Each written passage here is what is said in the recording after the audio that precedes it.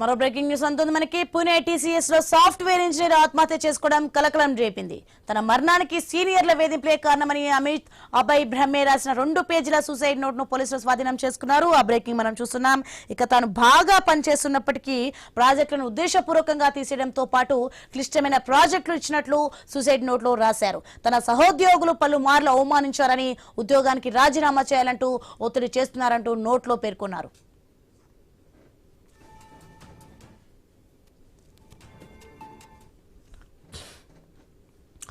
Breaking news చూస్తున్నాం మనం. Pune TCS లో సాఫ్ట్వేర్ ఇంజనీర్ ఆత్మహత్య చేసుకోవడం కలకలం రేపింది.